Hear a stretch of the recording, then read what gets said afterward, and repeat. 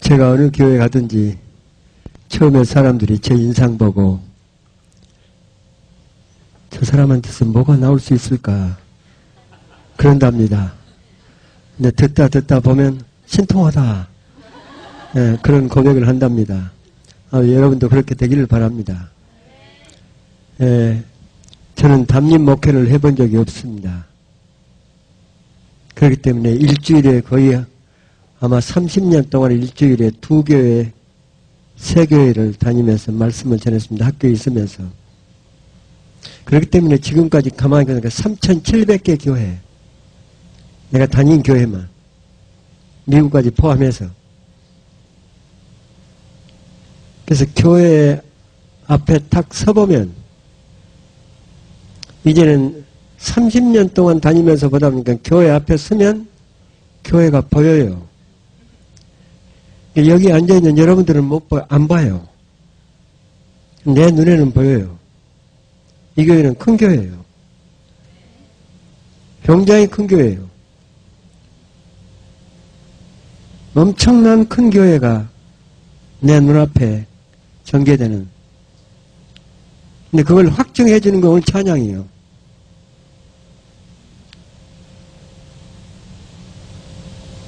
여기 그린 교회 교인들은 이 교회만 아마 다른 교회에서 오신 분들은 알겠지만 이 교회 몇 교회 안 다녔으면 이 찬양이 어떤 찬양인지 모를 거예요.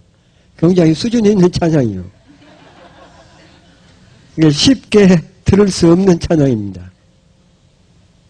고맙습니다. 여기 와서 이렇게 좋은 찬양을 듣게 해서 특별히 우리 장로님 기도하고 난 다음에 나오는 찬양은 서울 어디다 내놔도 아마 다른 교회는 따라오실 수가 없을 거예요. 영적인 굉장히 수련이 되어 있는 찬양에서 나오는 소리입니다. 감사합니다. 저는 오늘, 내일, 모레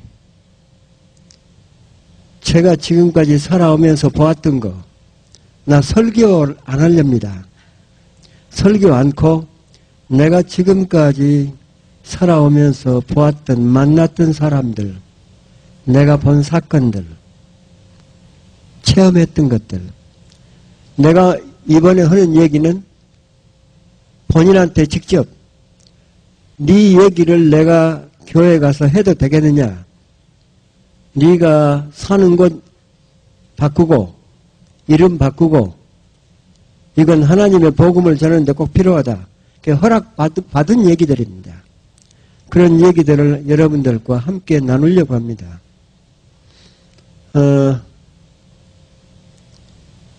여기 앉아있는 꼭 한 가족 식구들 같은 여러분들에게 제가 묻고 싶은 질문이 하나 있습니다. 여러분 지금까지 어떻게 살아오셨어? 지금 여러분 어떻게 살고 계십니까? 앞으로 여러분들 어떻게 살아가실래요? 지금까지 여러분 어떻게 살아왔느냐는 질문 속에 이렇게 사는 것이 너무 신나고 이렇게 사는 것이 너무 재밌고 이렇게 사는 것이 정말 행복하다고 생각해서 살아오셨나요? 아마 그런 분들 많이 있을 겁니다. 근데 내가 만나본 많은 분들 가운데 이건 내가 원하는 게 아니야. 이렇게 사는 것은 내가 원하는 게 아니야. 이렇게 살라고 내 이 세상 태어나지 않았어. 주로 많은 사람들이 이렇게 살라고 나 결혼 안 했어. 그런 분들이 제 주위에 많았습니다. 그래서 여러분에게 묻는 겁니다. 여러분 지금까지 어떻게 살아오셨어?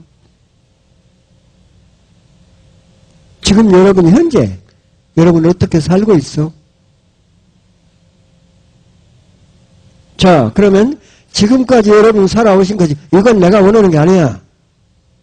나는 이렇게 살고 싶지 않아. 그런데 이렇게 살고 있어. 그럼 앞으로 어떻게 하실래요?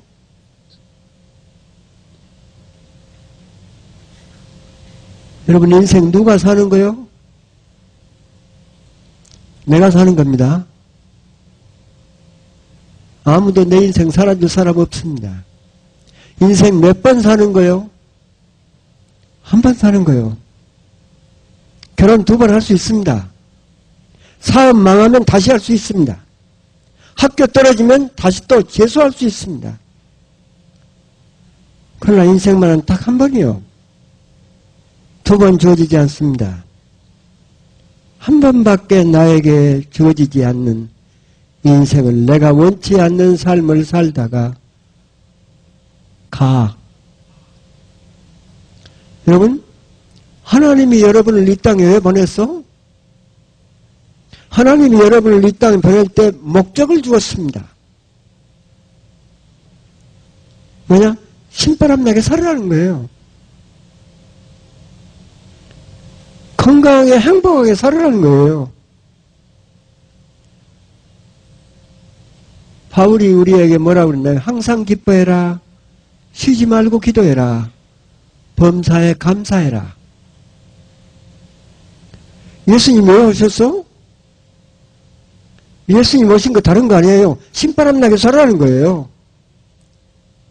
행복하게 살아라는 거예요. 밤낮 웃으면서 살아라는 거예요. 감사하면서 살아라는 거예요.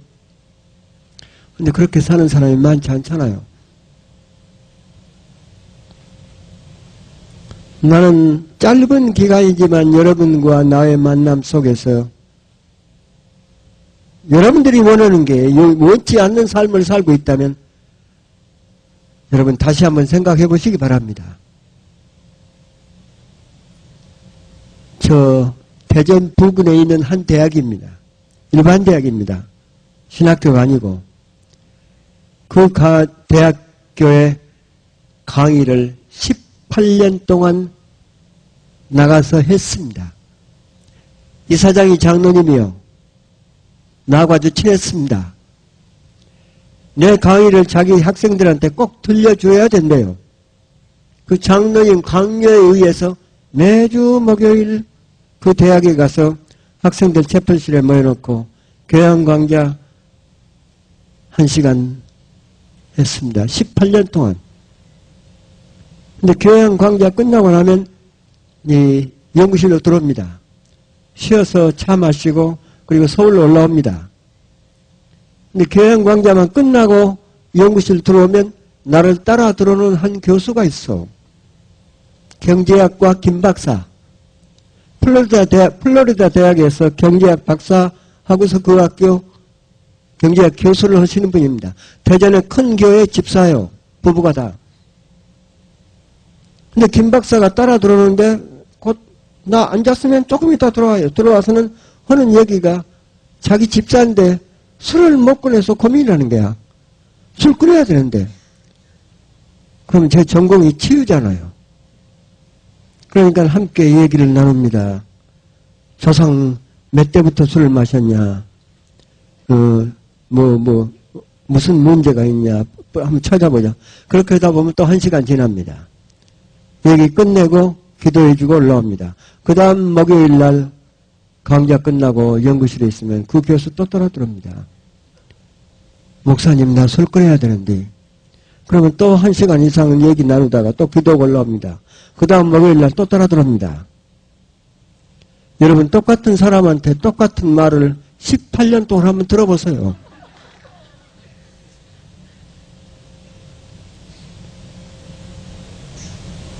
우리말로 뭐라고 그래요? 뚜껑이 열립니다. 2학기 때 난 설마 했어요. 2학기 때도 계속 따라 들어옵니다. 그래서 제가 김 박사님은 이 학교 교수 아니요. 강의도 않고 왜 이렇게 따라 들어와요? 그랬더니 내가 자기 대학교에 강의 나온다는 걸 한 학기 전에 벌써 교무처장으로부터 알았대요. 시간표 짤 때 나 만나려고 4시간 뒤에는 자기 시간을 안 냈대요. 그러면 저는 좋지만 나는 무슨 꼴이요? 그런데 계속 따라 들어오니까 똑같은 얘기요.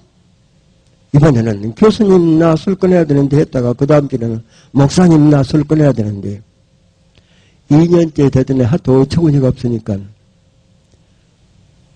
그 좋은 술을 왜 끊으려고 그랬어요? 계속 마시지. 계속 마시지. 왜 술을 끊으려고 그러는 거냐 물었습니다. 그때 술을 끊어야 될 이유가 있대요. 술 때문에 자기 가정이 엉망. 부부가 7년 동안 이미 부부가 아니래요. 술 때문에 교수가 1년에 한두 편씩 연구 논문을 써서 내는 게 의무요. 근데 그걸 써낼 수가 없대요. 술 때문에. 제자들이 써놓은 걸 짜깁기 해가지고 그냥 제출한대요. 술 때문에 자기 애들 엉망이 돼가고 있대요. 그러니까 술 때문에 자기 인생이 망가져가고 있는 거예요.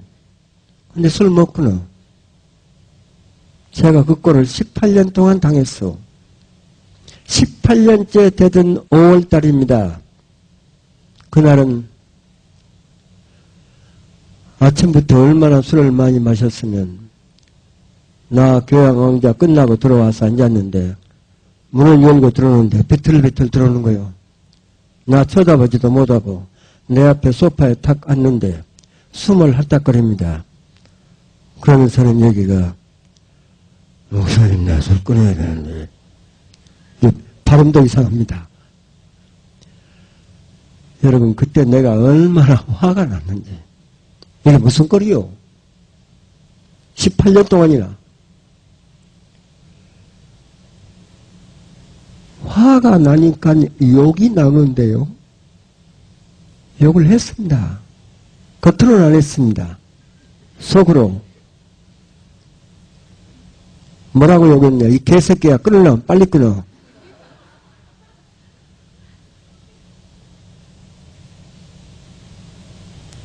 그리고 10월달입니다.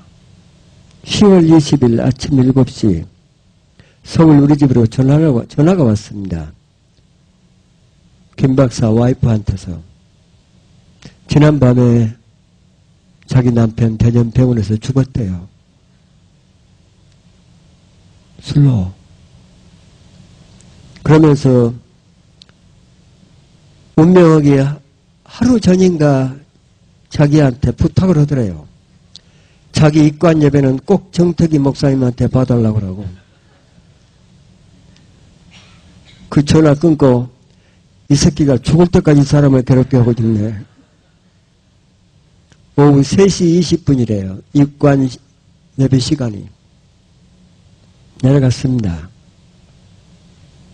내가 가니까 냉동실에서 김 박사 시체가 나옵니다. 나도 모르게 김 박사 시체를 붙들고 왜 그렇게 울었는지. 김 박사 나보다 더 좋은 목사님 만났으면 당신은 살았을지도 몰라. 그런데 왜 나 같은 목사 만나가지고 죽은 거야. 김 박사 미안해. 여러분 김 박사 평생 소원이 있어. 술 끊는 거예요. 근데 술 못 끊고 죽었습니다. 김 박사는 술 문제예요. 여러분은 무슨 문제예요? 여러분 무슨 문제로 나 이래서는 안 돼. 나 이래서는 안 돼. 나 누구 미워하면 안 돼. 나 신앙생활 이렇게 하면 안 돼. 뭐 하면 안 돼. 그러면서도 그냥 살고 있는. 그렇게 사실 겁니까? 누가 여러분의 삶을 도와줄 수 있나요? 도와줄 사람 없습니다. 여러분이 결단해야 됩니다. 저 김 박사 죽고 난 다음에 충격받아가지고 우리 대학생들을 전부 다 동원해서 평신도들만, 목사님들 말고 평신도들만 5,000명 무슨 문제로 나 이래서는 안 되는데 무슨 문제냐 설문조사했습니다. 5,000명. 대학생들 5,000명, 평신도 5,000명. 근데 평신도들 5,000명 했는데 3,800명이 똑같은 문제돼요. 새벽기도 나가야 되는데 근데 새벽기도 안 나가. 못 나가. 두 번째 문제가 3,600명이 똑같은 문제예요. 하나님 앞에 정직은 11조 해야 되는데요. 근데 정직은 11조 안 돼. 못하고 있어. 근데 대학생들 5,000명을 했는데 난 놀랐습니다. 4,980명이 똑같은 문제예요. 공부해야 되는데. 공부해야 되는데. 근데 이 새끼들이 공부 안 해. 여러분은 무슨 문제예요? 청암동에 있는 어느 성결교회에 가서 저녁에 한 400명 정도 모이대요. 이 주제만 가지고 90분 얘기 나눴습니다. 지금까지 어떻게 살아왔냐? 지금 어떻게 살고 있냐? 앞으로 어떻게 살아갈 거냐? 90분 끝나고 나니까 목사님이 밖에 나가서 인사하자고. 사람들이 은혜 받았다고도 악수도 하고 뭐 나가는데 중간쯤 됐을까요? 40대 중반쯤 되는 여자분이 두 손으로 내 손을 꽉 틀어잡고는 흔드는데 뒤에 사람들은 이제 인사하려고 기다리고 있는데 틀어잡고 나를 쳐다보면서 너무너무 진지하게 하는 얘기가 목사님 나 결단했습니다. 목사님 나 결단했습니다. 여러분 내 얘기를 듣고 내 설교를 듣고 자기 인생의 중대한 결단을 했다는 그런 경위 볼 때 목사로서 얼마나 이쁜지 그리고 얼마나 보람 있는지. 그래서 제가 그 사람들 뒤에 기다리고 있는데 무슨 결단하셨어? 그랬더니 대답이 이혼하기로 결단했습니다.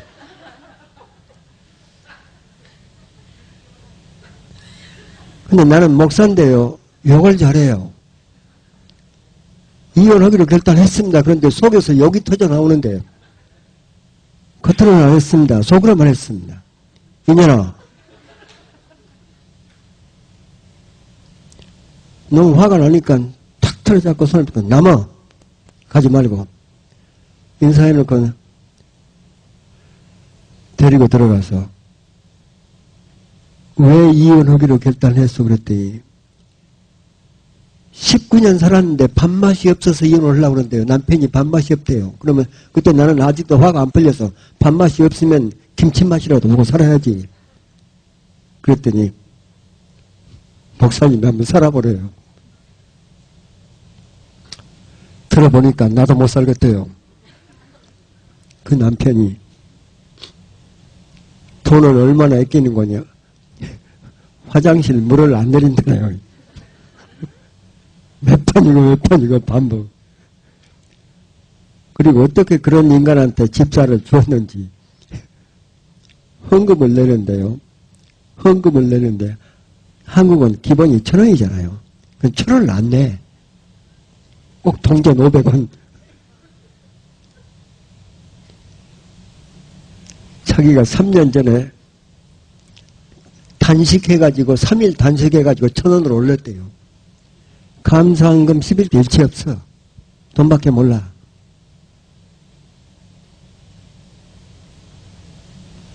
그런 남편 같으면 밥맛 있겠어? 그래서 그 여자 집사님하고 거의 한 90분 또 얘기 나누었습니다.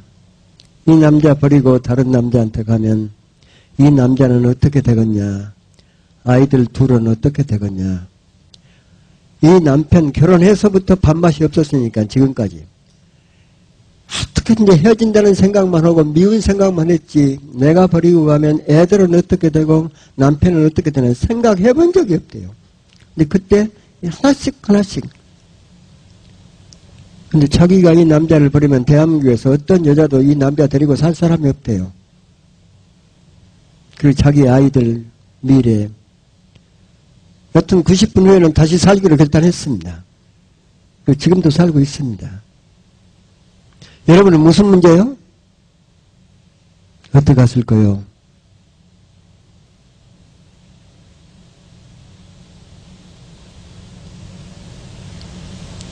여러분 돈 있으면 행복할 것 같지요?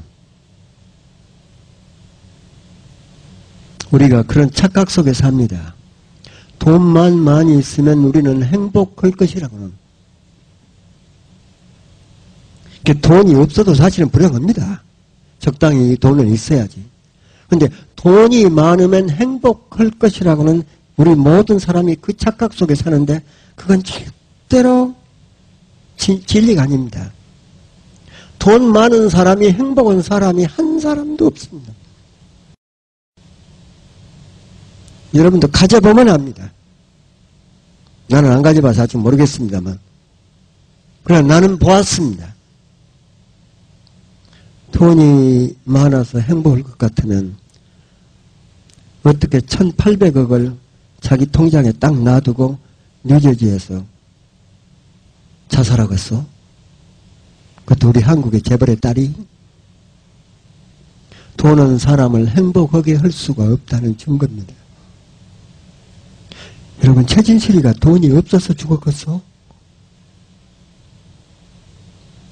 아닙니다. 권력도 사람을 행복하게 만들지는 못합니다. 우리는 권력 가지면, 국회의원 당선되면, 대통령 당선되면 그것이 행복할 줄 압니다. 어떤 의미에서는 본인들은 난 대통령 해봤다 그런 의미도 있겠지요. 그러나 그것이 그를 행복하게 만들지는 못합니다. 정직하게 얘기하면 행복은 아무것도 안 가진 사람이 많이 가집니다.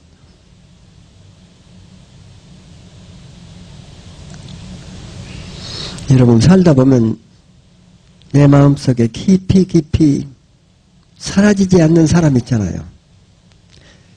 우리 은인, 나의 삶에 깊은 영향을 끼친 은인들 있잖아요. 여러분 주위에 꼭 있을 거예요. 아마 여러분 어느 교회에서 셀 프로그램이라든가 그런 데서, 그룹에서 잊혀지지 않는 고마운 사람, 여러분도 저도 몇 사람은 다 기억할 거예요. 저를 오늘 여기 있기까지 정말 내가 잊을 수 없는 몇 분이 있습니다. 제가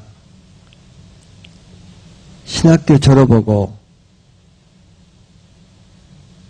교회 전도사 못하고 기도 못한다고 사람들 앞에서 떤다고 그래서 안양의 공장에 가서 7년을 일하는데 그때 제가 나중에 미국 가서 살았습니다. 그것이 우울증이라고 하는 사실을. 우울증이 극도에 달하면 우울증은 어디서 오는 겁니까? 내 삶이 완전히 절망 상태에서 오는 겁니다. 다른 원인도 있습니다. 생리적인 원인도 있지만 내 삶이 완전히 끝나버렸을 때 그래서 최진실이도 우울증이요. 내 삶이 완전히 끝나버렸다고 생각할 때 반드시 우울증은 찾아옵니다. 우울증이 극도에 달하면 딱 길은 하나입니다. 아무 길도 안 보입니다. 이걸 해결하는 길은 죽는 길이에요. 제가 그런 삶을 살았습니다. 그것도 신학교 졸업하고 공장 생활하면서 그때 제가 만났던 한 분이 있습니다. 이게 1968년이요. 1968년 내 친구가 나 죽을 것만 같으니까 그 친구가 나를 공장에서 끄집어내가지고 우리 한 달 먹을 것 돈 주면서 나를 어디로 보냈느냐. 자기가 잘 알고 있는 정말 친한 목사가 있는데 나를 붙들고 기도 좀 해주라고 부탁해놓고 그 목사가 전라남도 고흥 건너 소록도에 있는 목사였습니다. 그 친구가 소개해준 소록도 목사 만나러 1968년 8월에 그 뜨거운 여름에 친구가 얘기해준 대로 갔지요. 소록도는 문둥병 환자를 수용하는 섬이잖아요. 68년 8월 가보니까 2,000명이 소록도에 살고 있대요. 다른 사람은 소록도 못 들어갑니다. 문둥병 환자들만 강제로 수용하는 섬이니까. 근데 소록도를 들어가 보니까 2,000명이 살고 있는데 환자는 200명 뿐이요. 1800명은 문둥병을 이미 알았다가 나은 사람들이요. 근데 밖에 나와서 살 수가 없습니다. 이미 문둥병 흔적이 너무 심하니까. 그 사람들이 거기서 농사 짓고 닭 키우고 돼지 키우면서 그냥 마을마다 자기 교회 지어놓고 예배를 드리는데 그 사람들은 하루에 3번 예배를 드리대요. 교회가 8이 있었습니다. 그런데 노동할 수 있는 사람이 한 700~800명. 그리고 1000명은 노동이 불가능합니다. 문둥병을 너무 심하게 앓았기 때문에. 그 사람들만 낮예배. 그러니까 노동하는 사람들도 낮예배. 자기 마을 교회에 가서 예배 드립니다. 그런데 그 1000명 노동이 불가능한 그 사람들 이미 나왔지만 그 사람들이 드리는 예배가 12시 똑같이 드리는데 내가 도착하는 시간이 12시였어. 그 낮예배 시간. 그런데 그 친구가 소개해준 그 교회로 갈 수가 없습니다. 교통이 낮이 그 시간은 없으니까. 버스 타고 들어가야 되는데. 그래서 그 중앙교회당 1000여 명이 모여있는 그 교회당에 들어가서 예배를 드리려고 앉아있는데 목사님이 통성기도 시간을 주시대요. 예배 시작하기 전에. 통성기도 시간을 주시는데 주여 주여 삼창해 놓고 기도가 시작되는데 그 1000명이 난리를 치는데요. 그 교회당에 날아갈 것 같은 그 1000명이 난리가 났는데 소리를 지르고 그 가운데서 딱 한 사람 기도 한마디도 할 수가 없는 나오지도 않는 할 의욕도 없는 한 사람이 1000명 가운데 끼어 있는데 그게 나였습니다.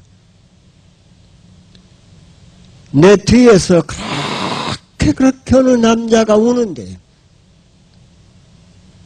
그 울음소리가 그야말로 내 심금을 파고듭니다. 여러분 남자가 통곡을 할 때 그 울음은요 굉장히 사람의 가슴을 휘저어놓습니다. 울다가 하는 얘기가 하나님 은혜가 이렇게 놀라운데 나 어떻게 은혜를 갚는데 보니까 충청도요. 가다가 통곡을 하다가 또 하나님 은혜가 이렇게 놀라운데 나 어떻게 그 은혜를 갚는데요. 계속 그 말 반복하면서 울다가 그 울음소리가 나를 너무 치니까 어떤 사람은 저렇게 기도를 할까 하고 눈을 뜨고 그 통성기도 시간에 눈을 뜨고 뒤를 돌아다 봅니다. 얼마나 놀랐는지. 남자요. 근데 이미 머리 같은 게 아무것도 없습니다. 눈썹도. 얼굴은 이 불덩어리 속에다가 얼굴을 집어넣었다가 다 타고 난 다음에 끄집어내놓은 그 얼굴. 코가 없습니다. 구멍이 바로 뚫렸습니다. 귀가 없습니다. 이게 바로 뚫린 구멍으로 콧물, 눈은 붙었는데 그 눈물이 흐르고 입도 이렇게 되는 대로. 나중에 보았습니다. 이렇게 하는데 보니까 양 팔목이 없던 건 몽둥이로. 그 다음에 보았습니다. 발목도 똑같이 없던 걸. 있는 것이 아무것도 없어. 근데 그렇게 성대는 문둥병을 안 걸렸는지 그 통곡을 하는데 그러면서 하나님 은혜가 이렇게 놀라운데 어떻게 그 은혜를 갚는데 하는데요. 난 그걸 보는 순간에 나도 모르게 그때 불 받았습니다. 내 처음으로 불을 받았는데 그 불이 어떻게 내리느냐? 발끝에서부터서 뜨거움이 치밀고 올라오는데요. 그게 치밀고 올라오면 그것이 바로 통곡으로 쏟아져 나오는데 내가 얼마나 놀랐는지. 나도 모르게 소리가 나오는데 악 치고 올라오는데요. 내 소리에 내가 놀란 거예요. 내가 이렇게 이 억제할 수 없는 이 통곡을 하게 되면 이 처음에 예배가 안 돼버려요. 곧 예배가 시작될 텐데. 난 그 것부터 먹은 겁니다. 치고 올라오는데 이걸 막으려고 그리 넘어진 거예요. 나도 모르게. 그분 앞으로 넘어지면서 입을 막았습니다. 근데 뭘 막았냐? 그 할아버지 바지가랑이로 나도 모르게 입을 막고는 파락을 한 겁니다. 이 울음을 울지 않으려고. 발버둥을 치는데 한 2분 3분 발버둥을 쳤을까요? 근데 그분이 나를 쥐어박는데 이 멍덩이 손으로 일어나세요.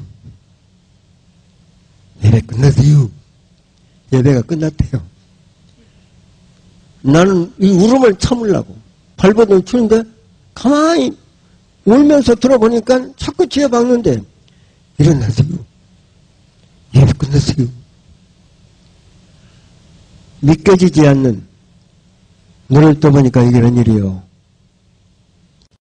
아무도 없는 거예요. 그 천여 명이 아무도 없는 거예요. 목사님도 없는 거예요. 나하고 단둘이. 나는 2분 3분 그렇게 울음을 참으려고 발버둥 치는데 90분이 지나가 버린 거예요. 이걸 뭐라고 그러냐? 엑스타시라고 그럽니다. 황홀경 속에 파고들어오면 시간을 이 토마스 머튼 켄터키에서 토마스 머튼이 70년대 그 명상할 때 두 손을 바짝 들고 있는데 24시간도 좋습니다. 이미 어느 경지에 들어가면 나중에 그분 얘기가 그렇대요. 응가하면 참으려고 그랬대요. 근데 자기는 나가야 되는데 이거 화장실도 가야 되는데 내가 자기 바지가랑이를 탁 물고 안 놔주고 있으니까 할 수 없이 나를 쥐어박았다고. 난 그때도 울음을 참을 수가 없는데 놔주니까 그분이 걸음을 못 걷잖아요. 그러니까 이거 막 움직여 나갑니다. 밖에 나가면 다 봉사요원들이 데려다 줍니다. 울면서 따라 나가는데 밖에 나가서 앉아있는 그분 어깨를 탁 틀어잡고 막 울면서 할아버지 할아버지 뭐가 그렇게 감사하세요. 나한테 얘기 좀 해주세요. 그때 그분 첫 대답이 나는 할아버지 아니요. 나중에 보니까 48이 돼요. 근데 얼굴이 멀거리니까 할아버지인 줄 알았죠. 박관찰이 돼요. 뭐가 그렇게 감사했었더니 그분 표정. 그 손목도 없는 두 손목을 멍덩이 손을 바짝 들면서 흔들면서 그 웃음 고맙고 말고 감사하고 말고 내가 뭐가요? 그랬더니 내가 문둥병을 앓았더니 내 고향이 나를 버렸어. 내 친척이 나를 버렸어. 내 가족까지 나를 버렸어. 그런데 이 소록도까지 나를 따라와서 나에게 기쁨과 감사를 주시는 분이 있어. 어쩔 줄 모르는 흥분해서. 누가요? 예수가 따라왔대요. 예수님이 소록도까지 자기를 따라왔대요. 문둥병 환자도 마다하지 않고 다 버리는데. 그때 나는 예수님이 어떤 분인가를 거기서 실감을 하는 겁니다. 이런 사람 마음속에도 예수님만 들어가면 사람이 이렇게 되는 거예요. 그때 나는 울음을 그때도 못 참고 울고 있었으니까 자꾸 손을 붙들고는 권찰님 나는 갈 데가 없어요. 거짓말이죠. 나는 갈 데가 없어요. 나 좀 권찰님 재워주세요. 그러니까 자기는 배정받은 방이 2평도 안 되는 조그마한 방이라고 함께 자기가 힘들다고. 권찰님 상관없어요. 권찰님 며칠만 재워주세요. 그 권찰님 허락을 맡아가지고 결국 권찰님하고 함께 14일 동안 그 방에서 함께 먹고 잤던 14일 동안 보았습니다. 나를 위해서 기도해 줄 때마다 통곡을 하면서 기도하던 그 권찰님. 그리고 한 번도 14일 동안 그 권찰님이 어두운 모습을 본 적이 없습니다. 15일째 되는 날 아침에 바짝 내가 아침에 일어나면서 이건 아니야! 이건 아니야! 인생은 살만한 가치가 있는 거야. 그리고 바로 안양으로 올라왔잖아요. 그리고 1년 후에 제가 정규 국가 유학생으로 미국으로 왔습니다. 미국에 와서 4년 반 동안 내가 가장 어려울 때면 권찰님한테 편지를 씁니다. 권찰님은 글자를 모릅니다. 초등학교를 다녀본 적이 없기 때문에.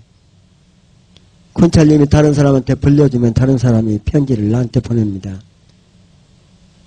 4년 반 동안 나의 영적인 멘토, 4년 반 후에 세상을 떴습니다.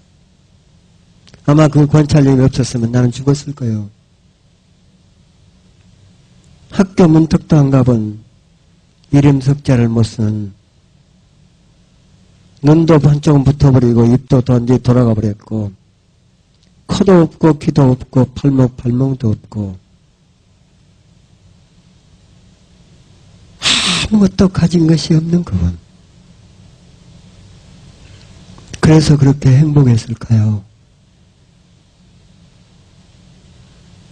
여러분 지금까지 어떻게 살아오셨어?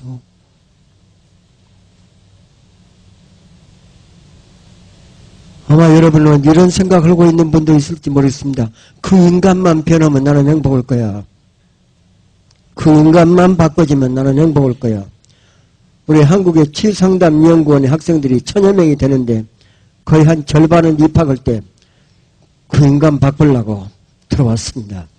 뭐 내 아이들 바꾸려고 바이디 때문에 들어왔습니다. 아닙니다. 나는 보았습니다. 남편만 바꿔주면 나는 행복할 것 같다고. 틀림없다고. 남편 바꿔줘도 행복 않습니다. 얼마 동안 괜찮습니다. 그러나 또다시 내 안에 뭐가 찾아들어옵니다. 왜?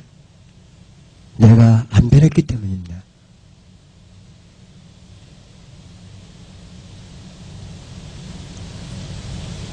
여러분 지금까지 어떻게 살아오셨어? 여러분 생각이 어디에 집중돼 있어? 좋습니다. 여기서 직장도 갖고 돈도 벌고 그러면, 그러나 그것이 여러분들을 정말 행복하게 해줄 수 있는 건지. 여러분 저는 지금까지 나이 70이 넘도록 이 집중적으로 사람들을 만나 왔잖아요. 너무나 많은 기막힌 얘기가 많아요. 근데 본인들이 허락을 안 하니까 내가 얘기를 못하지. 허락한 얘기들만 하는 거예요. 나는 내 연구실에 한 부부가 찾아왔습니다. 강원도 춘천에서 왔대요. 춘천에서 부부가 왔다고 내 연구실로 들어왔는데, 들어와서 이 부부가요, 난 문을 열고 들어오기에 앉으십시오 했더니 안 앉아요. 바닥에 둘이가 무릎을 딱 꿇어요. 그럼 둘이가 눈을 딱 감더니 두 손으로 빌어요. 난 저 사람들이 한 번도 어떤 사람도 그래 본 적이 없거든요. 두 손을 계속 빌기에 계속 빌고 있어. 아니 지금 왜 그랬습니까? 앉으세요. 앉으세요 했더니 한참 후에 앉아요. 나중에 물어봤더니 이 사람들이 교회를 한 번도 다녀본 적이 없는 사람이에요. 교회가 뭔지를 몰라. 근데 절에는 몇 번 가봤대요. 그러니까 이게 지금 절인 줄 알아. 그러니까 내 앞에서 이렇게 보는데, 그럼 나는 뭐가 되는 거예요 지금? 이게 왜 왔어? 그랬더니 우리 새끼들 사람 좀 만들어 달라고 왔습니다. 새끼들이라고 그래요. 새끼들 사람 좀 만들어 달라고 왔습니다. 그래서 자녀분이 몇이나 되는데 그랬더니 둘이래요. 몇 살이에요? 그랬더니 큰놈이 23살 아들이래요. 아들이 지금 어디 있습니까? 했더니 한참 있다가 안양교도소에 있대요. 왜 교도소에 있나요? 했더니 절도 강도죄로 몇 년형이냐? 5년형 살고 있대요. 5년. 여러분 5년이면 절도 강도를 수십 번 했다는 겁니다.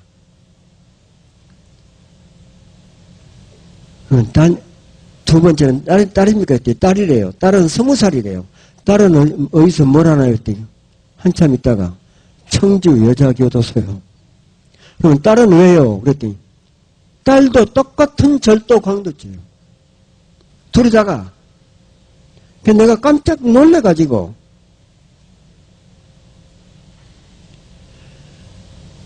내 안에 어떤 철학이라면 철학, 신앙이라면 신앙, 확신이라면 확신. 부모가 올바로 살면 절대로 그런 자식은 안 나옵니다. 자식은 부모가 만드는 겁니다. 어떤 부모들은 나는 내 자식이 저렇게 되기를 바라지 않았다고. 그건 틀린 말이에요. 부모가 자기 자식 잘 되기를 다 바랄 겁니다. 그러나 부모가 어떻게 살았느냐. 결국 그걸 보고 자식은 되는 겁니다. 그러니까 부모가 올바른 길을 걸어가면 절대로 자식은 틀린 길을 못 갑니다. 가고 싶어도 못 갑니다. 그리고 좋지 않은 친구들 만나가지고 틀린 길 갔다도 다시 돌아옵니다. 왜? 그 길은 낯설거든요. 자식이 걸어가는데 어떤 길이 제일 편한 줄 아세요? 부모가 갔던 길이 제일 편합니다. 나는 부모가 올바로 살면 이런 자식은 있을 수가 없다는 생각하에서 자식은 부모가 만드는 거예요. 그러면서 지금도 나는 후회를 하고 있습니다. 그분들한테 내가 했던 행동을. 자식은 부모가 만드는 거예요. 그러면서 내가 손가락질을 했대요. 나는 몰랐는데. 당신 부부 지금까지 어떻게 살았어? 어떻게 살았어? 고 물었더니 그 남자가요. 50대 한 중반쯤 되는 남자인데 나를 안 봐요. 돌아 천장을 딱 쳐다보니 왜 아무 문제 없는데요? 나는 알아요. 내 앞에서 거짓말 못합니다. 천장 쳐다보면서 우리는 아무 문제 없는데요. 이걸 무슨 거짓말을 하게요? 생 거짓말을 하고 있습니다. 아니 완전 거짓말. 통째로 거짓말이요. 그러니까 이 사람이 지금 나한테 무슨 도움을 받으러 온 사람이 내 앞에서 거짓말을 해요? 그래서 그러세요? 그러면 나는 당신들 자녀들을 도와줄 길을 모릅니다. 부모가 아무 문제 없는데 아무 문제가 없는 부모한테 이런 자식이 생겼다는 건 그러는데 그러면 나는 도와줄 방법을 모릅니다. 그러니까 그런 분 찾아가세요. 그러면 내 책상으로 와서 내가 책 정리를 하고 있었습니다. 근데 이분들이 안 가요. 안 가는데 무슨 소리가 팍팍 이 남자가 깜짝깜짝 놀라요. 보니까 여자가 남자 허벅지 밑으로 집어넣어가지고 뭘 집어뜯는 거예요. 그러니까 세게 집어뜯으면 아프니까 하다가 가만히 보니까 저 사람들이 왜 그러나 봤더니 여자가 이를 갈면서 남편한테는 여기가 왜 여기 와서 사실대로 얘기 안 해요? 왜 여기 와서 사실대로 얘기 안 해요? 하고 뒤에 뜯으면 이 남편은 막 아프니까 한참 후에 그 남편이 머리를 빡빡 긁으면서 저한테 오는데 교수님 죄송합니다. 사실대로 말씀드리겠습니다. 죄송합니다. 또 공손하게 나와서 그래요. 그럼 한번 들어봅시다. 오늘 같이 또 앉았지요. 앉았더니 이게 웬일이요? 이 부부가 둘이 다 도둑이요. 나를 만난 그 시간에는 도둑이 아니었습니다. 손을 털었어. 근데 30대 후반, 40대 초반까지 도둑질을 했습니다. 둘 다 고아원 출신들이요. 그래서 제가 아니 어떻게 도둑끼리 만났어? 부부가 어떻게 도둑끼리 만났어? 그랬더니 총각 처녀 때 둘이 다 전혀 모르는 사람인데 도둑질을 한 거예요. 남대문인가 동대문인가 뭐 서대문인가 어디서 도둑질을 하다가 전혀 딴 케이스로 잡힌 거예요. 그러니까 여자는 여자대로 잡히고 남자는 남자대로 잡히고 그랬는데 둘이가 경찰서에서 만나게 된 거예요.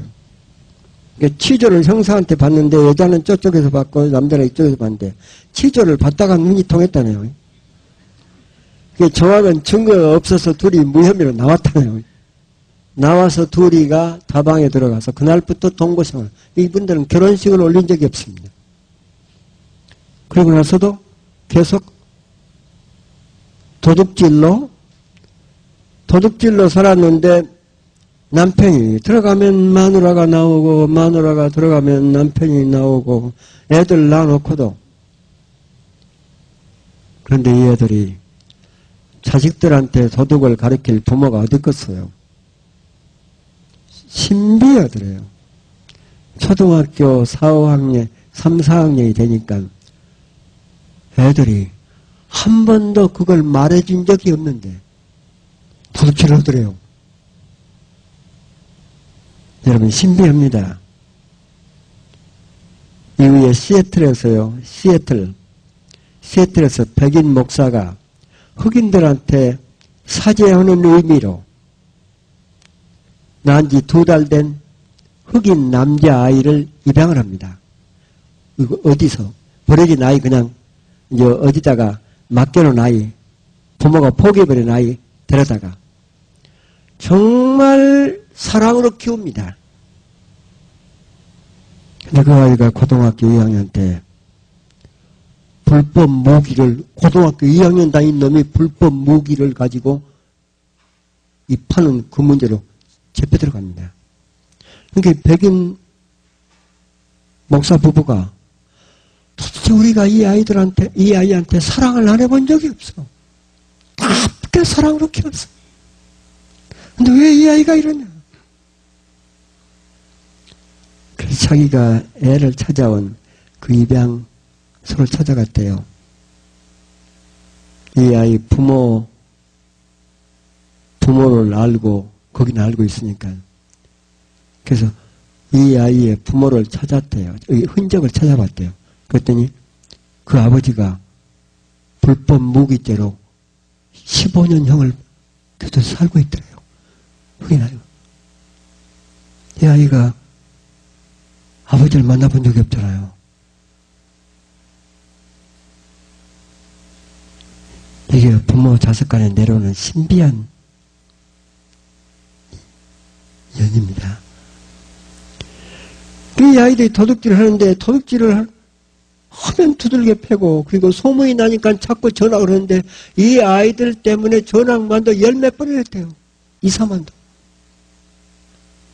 결국 지금 그렇게 됐다고 그 얘기를 하기에 제가 그 부부한테 그럼 그렇지. 자식들 사람 만들기 전에 당신 부부부터 먼저 사람 돼. 자식들 사람 만들기 전에 당신 부부부터 먼저 사람 돼. 내가 그랬는데요.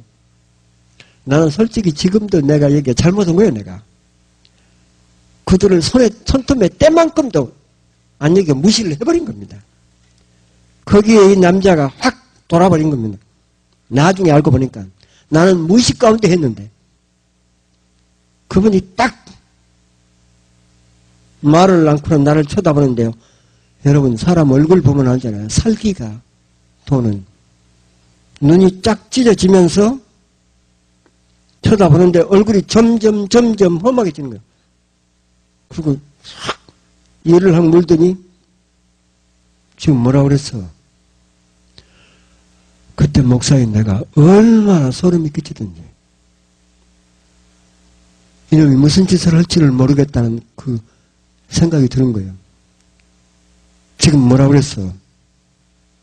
그러니까 내가 나도 겁이 질려가지고 대답을 못하고 있는데 지금 뭐라 그랬어? 내 대답을 안고 있으니까 두 주먹으로 그 앞에 그 테이블 탁자를 팍 치는데 난 그때 간 떨어지는 줄 알았습니다. 딱 치면서 일어나는데 겁이 나니까 나도 모르게 소파로 뒤로 탁 기댔는데 뭐라고 그랬어? 얘기해. 그때는 나를 사람을 안 보는 겁니다. 얘기하라고. 이러면 계속 나더러 지금 뭐라고 그랬는가 하고 얘기를 하라고 그랬는데 얘기를 안 하면 이놈이 날 죽일 것 같으니까. 그때만 내가 나를 생각하면 참 얼마나 비굴하게 내가 행동을 했는지 목사가. 내가 겁먹어가지고 사람 되라고 그랬어. 사람 되라고 그랬어. 그때 그 사람이요. 나 11살 때부터 형사놈의 새끼들한테 사람 되라는 소리 듣고 뼈가 굵은 놈이요. 난 그 소리만 들으면 오장육부가 뒤집어지는 놈이요. 근데 지금 당신까지 나한테 사람 되라고 그래? 내가 그 말들을 여기 온 거야 하면서 치는데 날 그날 내 재산하는 줄 알았습니다. 옆에 그 옆 연구실에 교수들이 있을 것인데 나중에 보니까 아무도 없었던 거예요.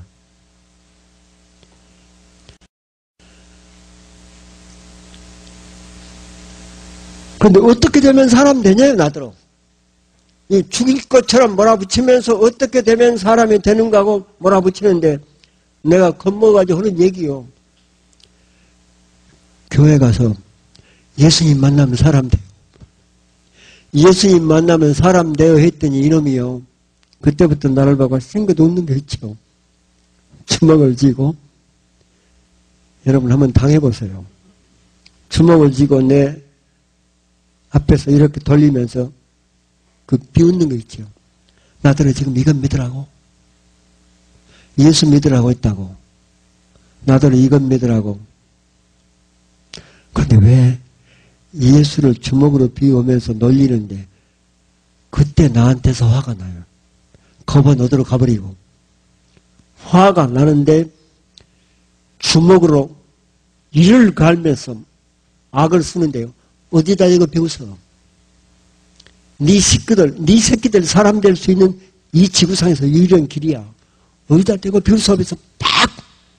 내가 일어서서 쳤더니 이번에는 그놈이 놀래가지고. 그놈이 놀래가지고는 바닥으로 팍 넘어지는데 넘어져가지고 이 사람이요. 신비한 게 난 그것도 성령의 역사야 아닌가. 바닥으로 딱 넘어져가지고는 얼굴을 세면바닥에다 딱 대고 두 손을 위로 줬고는 두 손으로 부비는데 살려만 달래요. 살려만 달래요. 죽으면 죽기까지 자기는 할 수 있다고 살려만 달래요. 또 그때 안 됐으면 다시 이렇게 세워가지고 펑펑 울면서 교수님 잘못했습니다. 이게 깡패라든가 이 도둑들이 가지고 있는 장점입니다. 딱 자기가 틀렸다고 생각하면 딱 돌아서 버리는. 그런데 배운 사람들은 절대로 이렇지 않습니다. 내가 얘기한 대로 교회 가서 예수님 만나면 사람 돼요. 당신 부부가 사람 되면 당신 자녀들 사람 될 겁니다. 그래서 어떻게 예수님 만나는데 나더러 비법을 알려달래요. 이런 것도 비법이라고 그래요. 그래서 나는 바쁜 사람이니까 그걸 얘기할 수가 없어. 교회 목사님은 전부 다 예수님 만나게 해주는 전문가들이에요. 그러니까 춘천에서 왔으니까 제일 가까운 교회 목사님한테 찾아가서 물으세요. 그럼 목사님이 가르쳐 줄 겁니다. 그리고는 기도해 주고는 보냈습니다. 춘천에 가서 제일 자기 집에서 가까운 교회를 찾아갔는데 조그마한 교회, 그게 나사렛 교회였대요. 근데 그 교회를 둘이가 찾아갔는데요. 목사님을 하는데요. 그 목사님이 은퇴 2달 앞둔 나이가 70이 된 목사님이에요.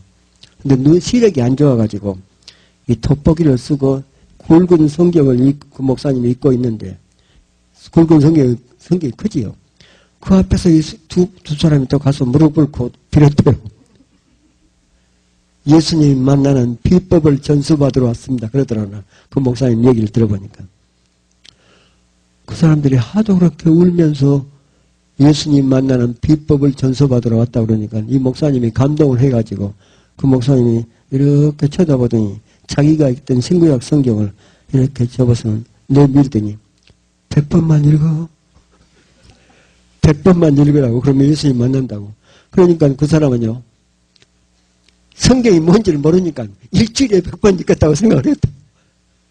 그리고 받아가지고 집으로 갔대요. 근데 그 목사님 얘기가 오후에 몇 시간 후에 다시 왔더래요. 보따리를 이렇게 싸가지고. 이게 뭔가 그랬더니 그 보따리가 돈 보따리요. 목사님한테 내밀더니 우리가 예수님 만날 때까지 이 성경을 읽겠는데 만날 때까지는 잠을 안 자겠습니다. 이 교회당 안에서 성경을 그것이 1년이 되든 2년이 되든 3년이 되든 교회당 안에서 성경을 읽으면서 앉아서 자든가. 그러니 이 돈 가지고 교회 비용을 좀 써달라고. 우리가 교회를 그렇게 쓸 거냐. 예배 드리는 시간을 재놓고. 그 목사님이 감탄을 해가지고 그러라고 그랬대요. 근데 이 두 사람이요. 집에 안 가는 거예요. 먹기만 잠깐 음식만 먹고는 교회에서 밤을 새웁니다. 성경을 읽다가 졸리면 그냥 끄뻑끄뻑. 근데 성경이라는 게 그렇게 빨리 읽을 수 있는 책이 아니에요. 한 달에 한 번씩 끝나더라네요. 아내는 더 걸리고 이쪽에 남편이 앉고 이쪽 끝에 아내가 앉아서 성경을 읽는데 담요 뒤집어 쓰고 성경을 읽으면서요. 일주일에 한 번씩 아들한테 안양교도소 아들한테 청주여자교도소 딸한테 편지를 보냅니다. 그런데 그 편지에 뭐라고 써놓느냐. 아빠 엄마는 예수님 만나기 위해서 교회에서 성경을 읽고 있다. 예수님 만날 때까지는 절대로 누워서 잠을 안 잘 거다. 만날 때까지 성경을 읽을 거다. 오늘은 어디 읽었다. 오늘은 어디 읽었다. 제가 그분 아들 인연이 돼가지고 그분 아들 안양교도소에 가서 6번 만났습니다. 청주 여자교도소까지 또 가서 그분 딸은 4번 정도 만났습니다. 안양교도소에서 인물이요. 그 아들이 어떤 인물이냐. 독적으로 인물이에요. 어느 정도로 인물이냐. 안양교도소는 소문난 사람입니다. 화가 나면 이놈은 음식을 질근질근 씹습니다. 꼭 누구한테 까탈을 붙냐.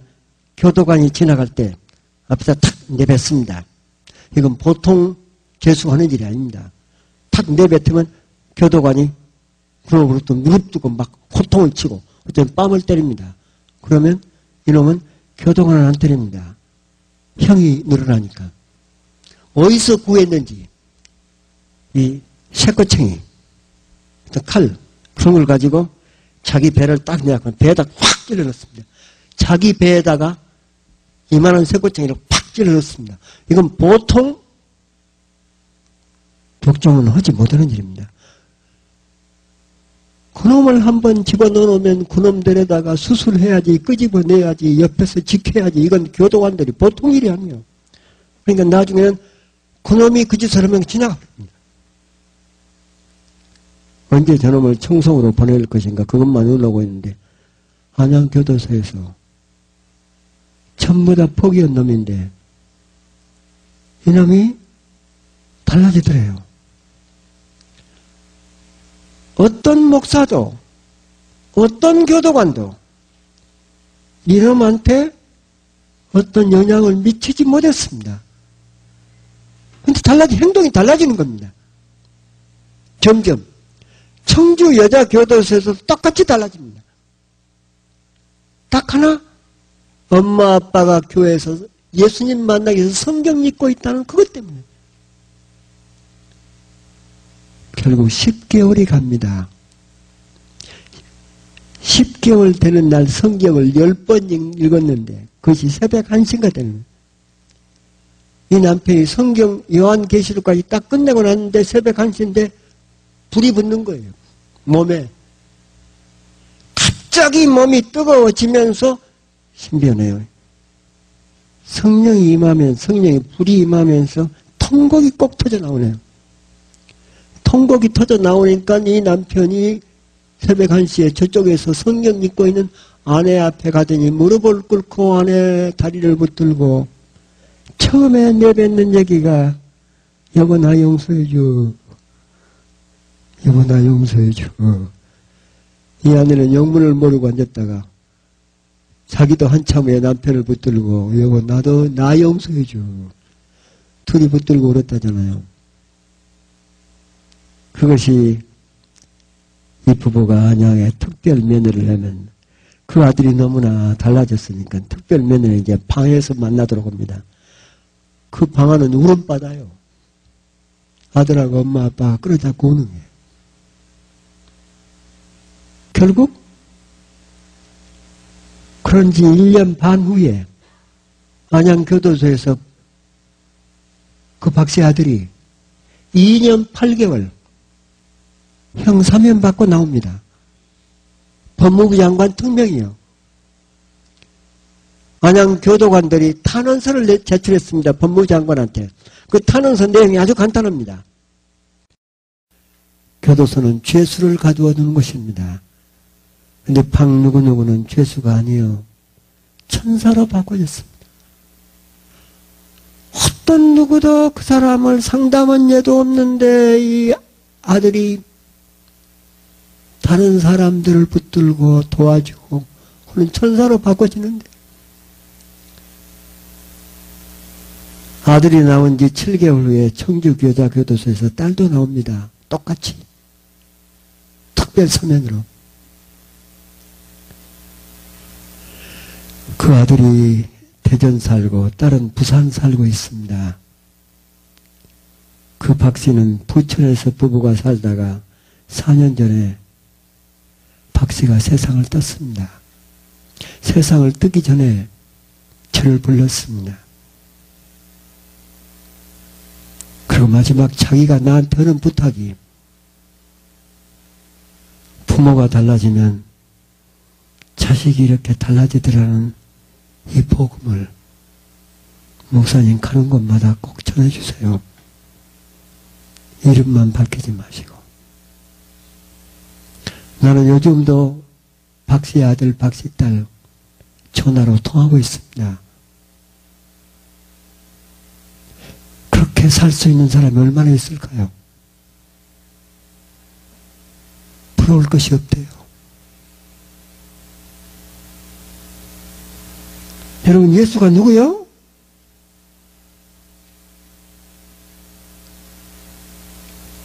예수가 왜 왔어?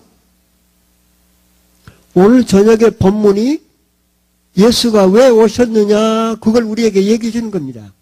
근데 오늘 저녁 누가복음 4장 18절 19절 내용은 예수님이 하신 말씀이 아니지요.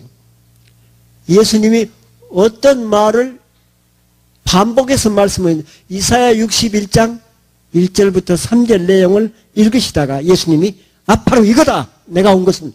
그래서 그걸 다시 반복해서 리피트하는 게 누가복음 4장 18절 19절입니다. 이사야 61장 1절부터 3절을 보면 자세히 나옵니다. 주 여호와의 신이 내게 임하사 내게 기름을 부으시고 가난한 사람들에게 아름다운 소식을 전하게 함이라. 가난한 사람이라네요. 가난한 사람이 누구요? 걱정, 근심, 불안, 서브프라임 때문에 집값은 떨어져 버리고 신용은 어려워지고 직장 어려워지고 우리가 가난한 사람 아니에요. 나는 요즘에 제일 가난한 사람이 이명박 대통령이 아닐까 하는 생각도 해봅니다.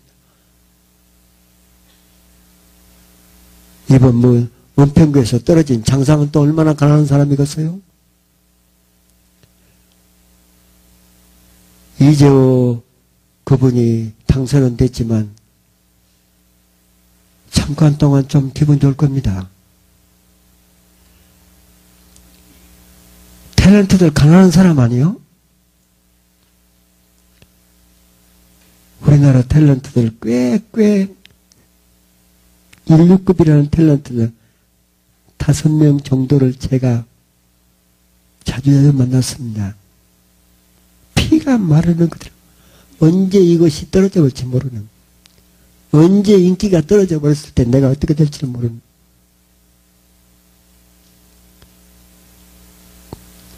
가장 경제적으로 어려움을 당하고 있는 사람이 몇 사람 빼놓고는 처참하지요. 탤런트들 평균 임금을 내봤더니 공장 다니는 사람보다도 못 얻어요. 몇 사람은 그렇게 잘 받지만 100명에 3명, 4명 겨우 잘 받을까요? 근데 탤런트라도 화장은 제대로 해야지요. 옷은 제대로 입어야죠. 그 돈이 어디서 나요? 가난한 사람들, 자녀들 때문에 가난한 사람들, 부부가 함께 살면서 대화가 안 통해서 가난한 사람들, 이게 이런 사람들 얘기죠. 결국 가난한 사람들에게 아름다운 소식을 전하게 함이라 내가 온 것은. 그런데 아름다운 소식이 뭐예요? 구원의 소식. 우리는 이걸 복음이라고 그러죠. 가난한 사람들에게 복음을 전하게 합니다. 그래놓고는 이걸 설명을 하는 겁니다. 이사야 보면, 누가복음 4장 18절 19절은 간단하게 나왔지만 이사야 61장 1절부터 3절은 설명을 하는 겁니다. 가난한 사람들이 누구냐? 2절, 마음의 상처를 고쳐주고, 제일 처음 예수님이 주로든 마음의 상처를 고쳐주고, 포로된 자에게 자유를 주고 눌린 자를 놓아주고, 결국 이거 주고 저거 따져보니까 누구요? 마음의 상처를 입은 사람. 왜 상처를 입은 사람이에요? 상처를 입은 사람은 행복하게 못 사니까. 상처를 입고 자란 사람은 사랑을 할 줄을 모르니까. 누가 자기를 사랑해줘도 그걸 못 믿으니까. 그러니까 상처를 마음속에 가지고 있는 사람은 행복을 모르지요. 주어도 몰라. 이걸 뭐라고요? 숟가락으로 행복을 떠미게 줘도 못 먹어. 마음의 상처를. 그래서 예수님이 마음의 상처를 고쳐주고, 그렇죠? 그러니까 마음의 상처가 오래되면 이게 응어리가 되는 거지요. 이 응어리가 더 오래되면 뭐가 되나요? 한으로 바뀌지요. 예수님은 왜 오셨느냐? 너희들 마음속에 맺힌 응어리를, 한을 풀어주려고 오셨다. 그래서 예수님 만나면 신통합니다. 우리들 마음속에 응어리가, 한이 풀립니다. 응어리, 한이 풀리면 그 다음에 어떤 현상이 벌어지느냐? 눈에서 비늘이 벗겨집니다. 한이 풀리지 않으면 눈에서 비늘이 안 벗겨집니다. 비늘 벗겨졌다는 얘기가 바울이 한 얘기거든요. 예수님 만나고 나니까 마음속에 뭐가 풀리면서 눈에서 비늘이 벗겨졌다. 그 얘기는 사람이 다르게 보이더라. 똑같은 사람이요. 내 사람이 달라. 똑같은 내 남편이요. 평생을 함께 살아온 내 아내요. 근데 주님 만나서 내 한이 풀리면 내 눈에서 비늘이 벗겨지고 자기 아내를 보는, 자기 남편을 보는. 저는 1년에 2번씩 설악산 켄싱턴 호텔에 부부들을 데리고 들어가는데 기가 막힙니다. 25년 산 사람, 30년 산 사람, 그런 사람들이 거기 와서 처음 보는 거예요. 자기 남편을 그렇게 보고 이혼하려고 그렇게도. 요즘은 참 신비한 게, 우리가 부부사랑 만들기를 이 설악산 켄싱턴 호텔로 2박 3일 데리고 들어가는데 요즘엔 어떤 부부들이 많이 오느냐? 이혼 기념으로 오는 부부들이 많습니다. 그러니까 여기 갔다 와서 이혼하자는 겁니다. 아, 이혼하려면 해버려야지. 왜 여기 갔다 와서 기념으로 우리 부부사랑 갔다 와서 이혼하자고. 그러면 걸리는 거예요. 와서 전부 다가 이혼하는 부부가 하나도 없습니다. 왜? 와서 이렇게 쉬운 것을 하면서 그렇게 울어제끼는. 자, 나를 봅니다. 마음속에 한이 풀리면, 상처가 정리되면, 의리가 풀리면 주님 만나서 눈을 뜨게 되는데, 그 제일 먼저 나를 보는 거예요. 내가 어떤 사람인가? 내가 지금까지 뭐 하고 살아왔던가?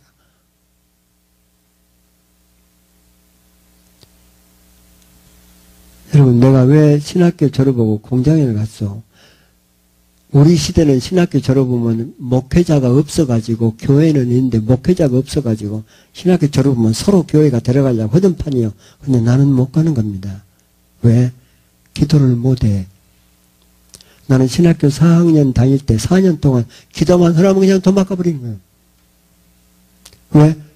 사람들 앞에 기도하려면 기도하는 순간에 간이 멎어버릴 것만 같으니까, 숨이. 그리고 그렇게 떨리고, 내가 사람들 앞에서 겁을 먹는데 이게 보통 정도가 아닙니다.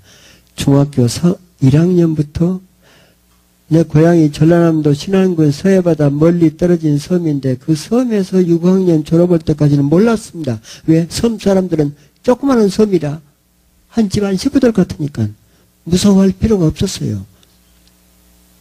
목포로 중학교를 13살 때 딱 나오는데요. 이건 전혀 딴 세상이요. 왜 어른들만 보면 그렇게 무섭고 선생님들만 보면 그렇게 무섭고 목사님도 무섭고 전부 다. 나중에는 동료들까지도 무섭고. 13살 때 교회를 이렇게 걸어 들어가는데 목사님이 여학생들하고 모여가지고 무슨 말씀을 여학생들하고 얘기를 나누고 있다가 내가 들어가니까 남학생한테 시킬 심부름을 아마 할 일이 있었던가. 너 이리 와봐. 근데 그 목사님은 내가 여학생들 앞에서 얼마나 두려움을 느끼는지를 몰랐던 겁니다. 목사님 앞에서 말을 듣고 있는데 얼마나 그 앞에서 떨었던지 그 여학생들이 내 떠는 모습을 보았던 거예요. 그때부터 그 여학생들이 나한테 별명을 붙였는데 재봉틀이요. 내 별명이 재봉틀인데. 그런데 중학교 1학년 때 생긴 재봉틀을 나만 모르는 거예요. 온 학생들이, 교회 다니는 학생들이 다 아는데. 고등학교 3학년 올라가던 4월 달에 내 별명을 처음 알았습니다. 그러니까 1학년 때부터 5년 동안 교회만 가면 여학생들이 웃는데 나만 나타나면 웃습니다. 아무렇지도 않다가도. 지금 생각해보니까 여자들 성격이라는 게 신비해서 혼자 여학생이 딱 있다가 내가 나타나면 꼭 여학생은 습성이 돌아서서 얼굴 가리고 웃습니다. 근데 신통하게 여학생들 둘이 있다가 내가 딱 나타나면 꼭 둘이 끌어잡고 웃습니다. 근데 여러 명이 있다가 내가 나타나면 신통옷은 주먹 쥐고 발을 동동 구르면서 웃습니다. 그러니까 나는 왜 웃는 줄을 몰라요. 5년 동안. 내가 얼마나 대인관계가 엉망이었으면 누가 나한테 그 얘기를 해주는 사람이 없었어요. 수백 번도 넘게 5년 동안 여학생들이 웃는 모습만 보면 혼자 속으로 전현들이 왜 나만 보면 저렇게 웃을까? 전현들이 왜 나만 보면 저렇게 웃을까? 하도 웃으니까 혼자 속으로 착각도 여러 번 했습니다. 혹시 내가 좋을까? 근데 좋아서 웃는 것 같이 나는 고등학교 3학년 4월달 저녁 예배 들어가다가 목사님과 장로님들이 교회 문 앞에서 말씀을 나누고 계시는데 너무 무서워서 얼른 숨었지요. 교회 못 들어가고 교회 앞에 가면 가건물이 있는데 가건물은 이렇게 가운데 판자로 딱 막았어요. 한쪽은 성가대가 쓰고 한쪽은 학생회실이 쓰는 겁니다. 성가대실은 아무도 없으니 캄캄하니까 그 성가대 속에 들어가서 숨었습니다. 예배 시작하면 들어가려고. 근데 그때 옆방에 여학생들이 몇 명이 아직도 예배 안 들어가고 이 얘기를 나누고 있는 소리가 다 들리는 거예요. 판자가 얇으니까. 근데 한 여학생이 얘기를 나누다가 뭐라고 그러냐. 너 오늘 재봉틀 봤냐? 그러니까 다른 여학생들이 웃으면서 오늘은 왜 재봉틀이 안 나타나더라? 그러니까 나는 그 얘기를 듣는 순간 아니 바느질에는 재봉틀이 어떻게 나타나냔 말이에요. 나중에 가만히 웃으면서는 얘기를 주고받는 얘기를 들어보니까 재봉틀이 나야. 나는 그날 죽고 싶었습니다. 예배가 뭐고 그래서 저 여학생들이 나만 보면 그렇게 웃었구나. 내가 병신이었구나. 조롱거리였구나. 그러면서 집으로 뛰어왔는데 뛰어와서 담요 뒤집어 쓰고 그날 새벽까지 주먹으로 내가 나를 쳤던 그렇게 내가 미울 수가 없는 거예요. 이 병신아 바보야 너 같은 것은 쭉 죽어. 그렇게 신학교를 올라왔습니다. 뭐 하려고 무슨 용기 가지고 신학교를 간지 모르겠어요. 신학교 4년 동안 뜬 것밖에 없어. 교수를 앞에서 떨고 그런데 떨어도 시험은 보니까 합격을 해. 졸업은 가능한 겁니다. 옛날에는 강의 듣고 노트 해가지고 시험 보면 됐으니까. 그런데 신학교는 우리 때는 그것만 가지고는 안 되는 거예요. 필수가 있습니다. 전교생 앞에다 놓고 졸업생들이 이제 설교 실습을 하는. 그것도 전교생 앞에다 놓고. 이건 나를 죽이자는 얘기예요. 전교생 앞에다 놓고 4학년 돌아가면서 설교를 설교 끝나고 나면 꼭 교실로 들어가서 교수들과 학생들이 모여가지고 설교 평가를 합니다. 1시간 동안. 내가 어떻게 그 설교를 하겠어. 종이에 써가지고 절대 쳐다보지도 않고 그냥 읽다가 내려왔습니다. 근데 평가 시간 교수들하고 학생들이 4학년 졸업반생들이 모여가지고 교실에 모였는데 지금 생각하니까 교수들도 학생들도 전부 다가 그 평가 시간에 어떻게 하면 나를 이 목사가 안 되게 하느냐. 저놈은 목사를 하면 안 되는 거니까. 날 포기하게 만들려고. 그러니까 제일 많이 하는 얘기가 무슨 얘기예요? 너는 번지수를 잘못 택해서 목회길은 내 길이 아니라는 겁니다. 두 번째로 네 목소리는 절대로 설계 목소리가 아니래요. 난 그 새끼들 생각만 해도 화가 나. 여러분 오늘 저녁에 내 목소리가 어떻소? 이게 설계 목소리 아니요? 우리 윤동현 목사님이 워낙 목소리 음성이 좋으시니까 여기에 못 미치지만 요즘 대한민국에서 난리요. 내 목소리가 치유 목소리라고. 근데 그 새끼들은 왜 그랬을까요?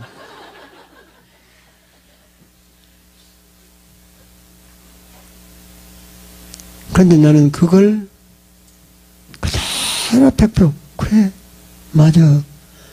나는 목사를 하면 안 되는 거야. 그럼 공장을 그것도 정식 종업원은 그때는 백이 있어야 공장 종업원도 들어가는 거예요. 나는 백이 없으니까 임시직 요즘으로 보면 난리일꾼 퇴직금도 아무것도 없는 나 이런 실박스 천출에다 실어주는 일만 7년을 했잖아요. 근데 7년 동안에 사실은 솔직한 얘기가 가난해서 책을 사볼 여유도 없고 그때는 하루에 12시간 일을 해. 12시간 하는데도 이 방세, 월세, 방 주고 연탄 사고 쌀 사고 뭐 애들 뭐 보면 우리 생활비가 이만큼도 남잖아. 그러니까 책을 사서 본다든가 무슨 뭐 신문을 구도온다든가 이건 불가능한 일이요. 그래서 7년 동안 사실은 내가 읽은 게 성경하고 옛날에 나이가 드신 분들은 알게요. 메들리 삼위일체. 거의 안현필스가 메들리 삼위일체라고 영어 참고서입니다. 그 600페이지야. 그것만 7년 동안 시간만 있으면 공장에서 떨어져라고 얼마나 봐버렸으면 7년 후에 이렇게 눈을 감고 공장에 저녁 밥 먹고 1시간 반 동안 후에 추록이 도착하고 쓰러지는 건데, 밤에. 이렇게 누웠는데, 눈을 감고 누웠는데, 그 메들리 삼위일체, 그 문장이 눈에 나타나는 거야. 단어 하나 안 틀리게 다 나타나. 그걸 딱 읽고 나니까 그 다음 페이지가, 나중에 보니까 내가 외워. 600페이지를 외워. 이 얘기를 듣더니 나 소록도를 가게 했던 그 친구가 너희들에 있을 일이 아니라 문교부 유학시험을 봤네. 그때는 아무나 외국 유학을 가는 게 아니고 문교부 유학시험이라는 게 있었습니다. 유학고시라고도 하고 국가고시요. 1년에 한 5,000명, 6,000명이 응시를 하는데 한 170명이 합격을 합니다. 정도가. 그 유학고시를 보라고 수속을 다 해서 그게 4과목인가 봅니다. 그 논문도 있고 시사 있고 다 있습니다. 나는 내 생전에 대해본 일이라고는 없으니까. 나는 발표날도 안 갔지요. 근데 그 친구가 가서 본 거예요. 광화문의 게시판에, 정보 게시판에. 안양에 내려왔는데 내가 됐더래요. 난 설마 했습니다. 그 친구 가고 난 다음에 저녁밥 먹고 밤에 광화문 올라갔는데 지금도 안 잊어버립니다. 168번 수험번호. 그 붙어 있는 거예요. 그래가지고 결국 그 당시 여기 한국 유학생들 별로 신학교에는 거의 없을 때입니다. 원서를 신학교에 접수를 했지요. 그런데 신통하게 10개 교회의 원서를 접수를 냈는데 전부 다 장학금 준대요. 스칼라십을 준다고. 근데 시카고에 있는 노던 신학교에서 어떤 제안이 왔느냐. 우리는 동양 학생을 한 번도 받아본 적이 없다. 네가 처음이다. 영광스럽게 생각한다. 우리는 너한테 용돈까지 다 주겠다. 책값, 방값, 먹을 것, 모든 등록금 전부 다 거기에다가 플러스 용돈까지 다 주겠다. 한 달에 얼마씩. 두말 없이 시카고에다 노던 신학교에 간다고. 근데 물론 비행기값이 없는 거야. 그때 내가 공장에서 11개월 반을 일을 하면 한 푼도 안 쓰고 먹으면 노스웨스트 편도 시카고 비행기표가 가능합니다. 근데 11개월 반을 먹어야 할 거 아니에요. 그러니까 이걸 어떻게 가? 돈이 없는데. 그런데 그것도 길이 하나 딱 보이는데 홀트 양자에 입양아 3명을 데려다 시카고에 딱 떨어다 주면 그건 공짜예요. 그걸 기다리는데 서로 가려고 그러니까 그 당시 가난해서 3개월 기다려야 되는 거예요. 노던 신학교에서는 난리가 나. 왜 안 온다고? 안 온다고. 3개월 동안 노던 신학교에서는 이제 일주일에 2번 채플이 있는데 채플 시간마다 설교하는 교수님이 마지막 광고 시간에 한국에서 위대한 지도자가 지금 한 명 오고 있다. 우리가 이 지도자를 잘 받들어야 된다. 모셔야 된다. 일주일에 2번씩 한국에서, 그러니까 500명 신학생들이 한국에서 얼마나 위대한 지도자가 나타날 거냐. 후진국에서. 기대가 부풀어 있는 거예요. 3개월 후에 내가 드디어 노던에 나타났습니다. 여러분 생각을 해보세요. 내가 한국 사람들 앞에서도 떨었어. 그런데 미국 사람들 딱 앞에 나타나니까 이건 완전히 태풍이요. 그러니까 미국 교수들은 처음이니까 그렇겠지. 처음이니까 그렇겠지. 곧 괜찮아져. 그런데 2달이 지나도 여전히 5개월 지나도 여전히 그 다음 학기가 또 와도 여전히 8개월이 지나고 여기는 9개월이면 끝나잖아요. 그때부터 교수들이 내가 30살에 미국을 왔는데 15명 교수 가운데 8명, 7명이 딱 갈라집니다. 8명이 나를 한국으로 돌려보내자고 제안을 합니다. 교수에서 정식으로. 나는 몰랐습니다. 저런 학생한테 이런 엄청난 풀 스칼라십을 줄 가치가 없다. 돌려보내자 그러면 7명이요. 7명 교수가 8명한테 대듭니다. 후진국에서 불쌍한 학생을 1명 받아놓고 어떻게 무자비하게 돌려보내냐. 이게 예수 그리스도의 사랑이냐. 이게 예수 그리스도의 사랑이냐 그러면 8명이 아무 말 안 해. 그러면 그 학기의 교수회가 끝납니다. 그 다음 학기 교수회 오면 또 8명이 정특이는 아니더라. 돌려보내자. 그럼 7명이 또 일치단결해가지고 꼭 후진국 얘기가 나옵니다. 그리고 불쌍한 학생 얘기가 나옵니다. 그리고 어떻게 돌려보내냐. 이게 예수 그리스도의 사랑이냐 그러면 또 8명이 아무 말 안 해. 그런데 30살에 미국을 왔는데요. 그 얘기가 5년 지속됩니다. 35이 되는 겁니다. 그때까지 또 결론이 안 났어. 여전히 떨었으니까. 교실에서 제일 뒷자리에 앉아서 수업만 끝나면 흘렁 가버리고 누구하고도 인사도 않고. 내가 35이 되었을 때 만으로 노돈신학교에 어떤 교수가 부임해요. 세계적으로 유명한 의사, 목사, 신학자 웨인 오츠 박사요. 웨인 오츠 박사는 정말로 워싱턴 DC에서 어려운 가정에서 아버지가 가정을 버리고 떠나버린 처참한 상처 속에서 큰 사람이요. 그 사람이 치유받고 세계적인 학자가 되는 겁니다.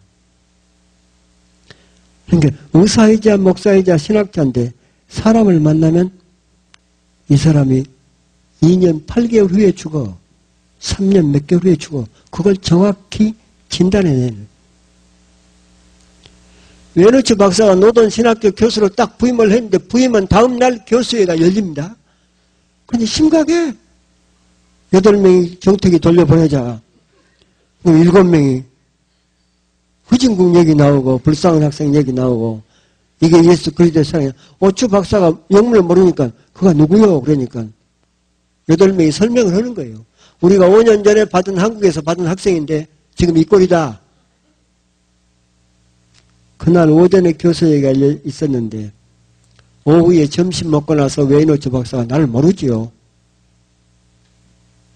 나를 부른 겁니다. 연구실로. 연구실로 딱 불러놓고는 그때 웨이노츠 박사가 종이에다가 매직으로 쓰대요. 어떤 사람도 내 연구실을 노크를 하면 안 됩니다. 이 연구실 안에서는 중요한 일이 지금 진행되고 있습니다. 들어와서도 안 됩니다. 앞에도 딱 붙이고 문 잠그고 커튼 닫히고 전화 코드 다 뽑고 5년 됐으니까 웨이노츠 박사가 나한테 질문을 하면 나는 대답이 가능해. 질문하면 대답합니다. 질문하면 대답합니다.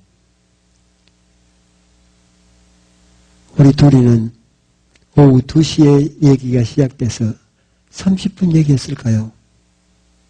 30분. 나는 거기서 또 놀라운 기적을 보는 겁니다. 엑스타시, 황홀경. 우리 둘이가 그 30분 동안에 차를 마셔본 적도 없고, 차를 마신 적도 없고, 화장실을 간 적이 없어, 둘이가. 근데 딱 얘기 끝났는데 밤 12시 40분이에요. 그러니까 우리가 10시간 40분을 얘기를 한 겁니다.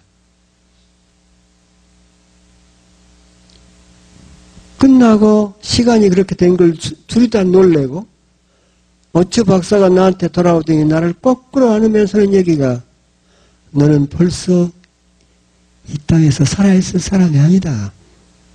너는 벌써 죽었을 사람이다. 어떻게 살아남았냐. 네 나이가 35이다. 네 키가 5 feet 8inch. 그때는 그랬습니다. 1m 72cm. 너 미국 와서 5년 동안 많은 지식 배웠어. 사람들은 너를 어른이라고 그래. 사람들은 너를 지식인이라고 그래. 그런데 오늘 너를 만나보니까 너는 어른이 아니야. 35살 된 성인이 아니야. 5살에서 7살 왔다 갔다 하는 어린아이야. 거기에 픽스 돼버린 겁니다. 이걸 픽세이션이라고 그러죠. 고착돼버린 겁니다. 너는 사람만 보면 떨어. 불안해. 또 무슨 좋지 않은 일이 나한테 일어날지도 모른다는 걱정 때문에. 너는 그런 어린아이야. 누가 너를 이렇게 만들었느냐? 너 1살부터 4살, 5살까지 네 어머니 아버지가 너한테 엄청나게 네 앞에서 싸웠다. 난 우리 어머니 아버지 싸운 게 2번밖에 기억이 안 나요. 근데 2번밖에 싸우지 않았는데 그때는 우리 어머니가 외갓집을 안 갔어요. 근데 1살 반, 2살, 2살 반, 3살 그 사이에 우리 어머니가 너무 몸이 약했으니까 우리 아버지하고 다툼이 시작되면, 말다툼이 시작되면 3일 걸리는데 3일 후에는 어머니가 쓰러집니다.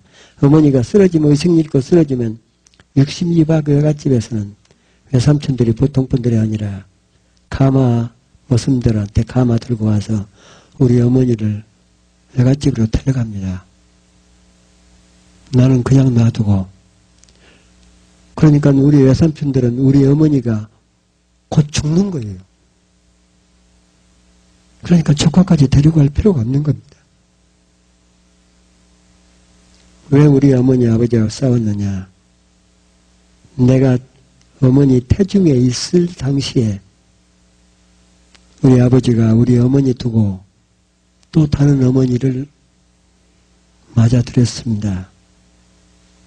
그러니까 우리 어머니는 아버지보다 3살이 더 많으시고, 그런데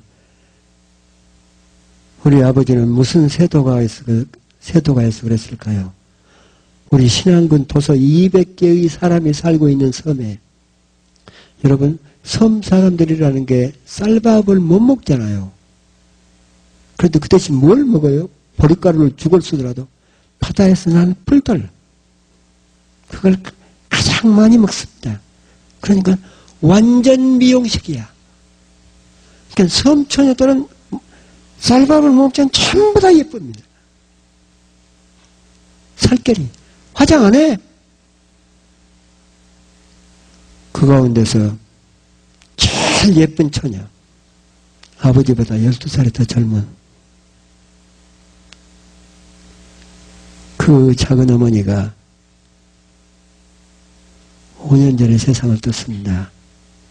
5년 전에 세상을 뜨기 전에 자주 찾아가서 뵀는데 늙었어도 미인이야.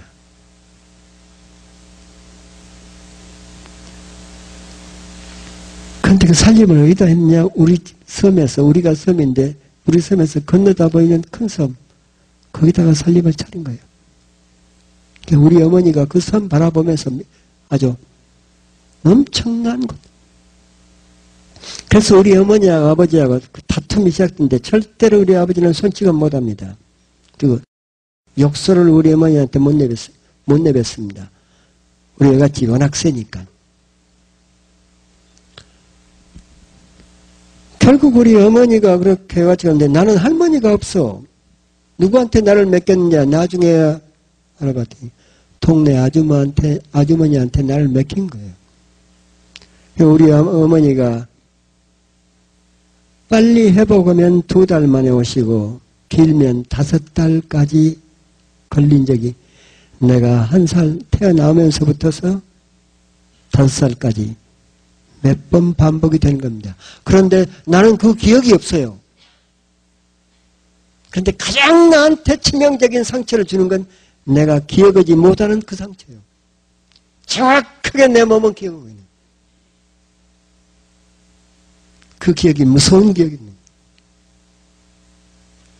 중학교, 초등학교 5학년, 중학교, 고등학교 다닐 때 어머니, 아버지 싸우는 것은 그건 나한테 그렇게 치명적이 될 수가 없습니다. 가장 중요한 것은 어머니가 가장 필요할 때 어머니가 나를 떠나가 버려요. 그 기억이 나한테 나를 그렇게 만들어 버렸는데 나는 아버지한테 한 번도 맞아본 적이 없습니다. 양반이라고 욕설을 안 씁니다. 근데 왜 아버지는 나는 얼굴만 쳐다봐도 나는 질려버리는, 무서워서. 그 기억 때문에 그런 겁니다. 오초 박사가 나한테 그러대요. 네 아버지 어머니가 나를 이렇게 만들었는데 너는 몸이 약했으니까 이렇게 사람들 앞에서 떨고 미고 갔지. 네가 몸이 건강했더라면 어렸을 때 어머니 아버지 싸우는 모습을 그렇게 보고 상처를 받았으면 네 몸이 건강했더라면 너는 싸움을 했을 거야. 싸움을 하면 네 주먹에는 반드시 그 받은 상처가 살기로 변해. 살기. 너는 사람을 죽였을 거야. 그럼 너는 살인자가 돼서 못와. 너 같은 상처가 있는 사람은 어디엔가는 미쳐버려야 살아. 자꾸 불안하니까. 미치는 길이 뭐냐? 너는 도박에 손을 댔으면 절대로 도박 먹구나. 네가 술을 입에 댔으면 너는 절대로 술 먹구나. 네가 마약을 했으면 너는 마약으로 죽어. 뭔가 어딘가 미침이 오는. 요즘엔 내가 그렇게 됐으면 나는 게임 중독에 걸렸을 거예요. 똑같습니다. 네 마음속에 어린 시절에 받았던 그 상처가, 오초 박사는 나더러 너는 성이 나이야. 이걸 학문적인 용어로 어덜트 차일드라고 합니다. 너는 어린아이야. 내가 대한민국을 가보니까 대한민국 교수들 가운데 90%는 전부 다 애들이 돼요. 대학교에서 가르치고 있는데 애들이야. 정말 어떤 교수들은 나보다 더 처참합니다. 근데 그 사람들이 학문을 가르치고 있는 거예요. 목사들도 그런 사람이 있어. 많아.